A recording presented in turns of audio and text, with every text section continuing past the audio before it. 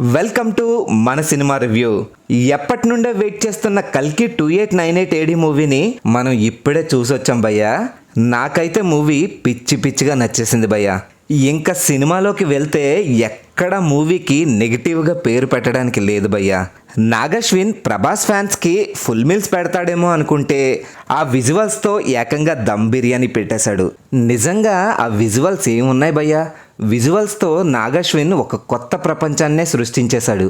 అలాగే ఈ మూవీకి సీక్వెల్ అంటే పార్ట్ 2 కూడా ఉంది. అది ఎందుకనేది ఈ వీడియో చివరిలో చెప్తాను. ప్రతి క్యారెక్టర్ క్యామియోని నాగశ్విన్ మామ చాలా పర్ఫెక్ట్గా వాడుకున్నాడు.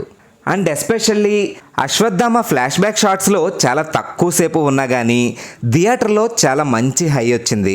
అండ్ ఫస్ట్ హాఫ్ అంతా క్యారెక్టర్స్ని చాలా బాగా ఇంట్రడ్యూస్ చేశారు. అండ్ ఆల్మోస్ట్ ఒక 50 to 60% ఫస్ట్ హాఫ్ అంతా భైరవ ఎవరు, భైరవ ఏం చేస్తాడు అనేది చాలా కామెడీ వేలో చూపించారు. ఫస్ట్ హాఫ్ అయ్యేసరికి మూవీ మంచి హైతో ఇంటర్వెల్ అయ్యింది.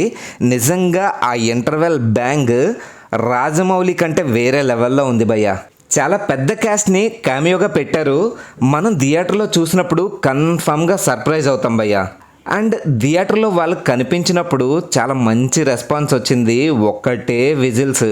ఇంకా సెకండ్ హాఫ్ అయితే నెక్స్ట్ ఏం జరుగుతుంది అనే ఒక మంచి క్యూరియాసిటీని క్రియేట్ చేశారు. అండ్ ఎస్పెషల్లీ మహాభారతం షార్ట్స్లో నాగశ్విన్ యూస్ చేసిన చిన్న డీటెయిల్స్ని కూడా చాలా బాగా చూపించారు.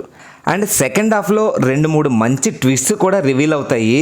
And last 20 to 30 minutes movie మామూలుగా లేదు భయ్యా. నిజంగా క్లైమాక్స్ అయితే వేరే లెవెల్, మనం అస్సలు ఊహించలేము.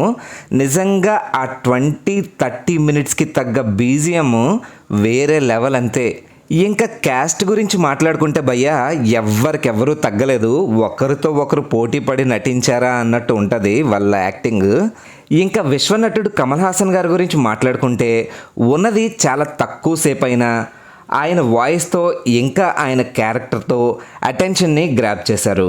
ఇంకా దీపికా పదుకొనే గురించి మాట్లాడుకుంటే చాలా మంచి క్యారెక్టర్ చేసిందని చెప్పాలి భయ్యా. సీక్వెల్ కోసం హింట్ ఇస్తూ ఒక మంచి ట్విస్ట్తో మూవీని ఎండ్ చేశారు. స్పాయిలర్ అలర్ట్ అవుతుంది అని ట్విస్ట్ని రివీల్ చేయడం లేదు. కల్కి 2898 AD ఖచ్చితంగా బాక్స్ ఆఫీస్ దగ్గర బాహుబలి RRR రికార్డ్స్ని బ్రేక్ చేయడం ఖచ్చితంగా ఖాయం. మీరేమనుకుంటున్నారు అనే విషయాన్ని కామెంట్ చేయండి. అండ్ మూవీ రివ్యూ నుండి ఒక స్మాల్ సజెషన్ భయ్యా.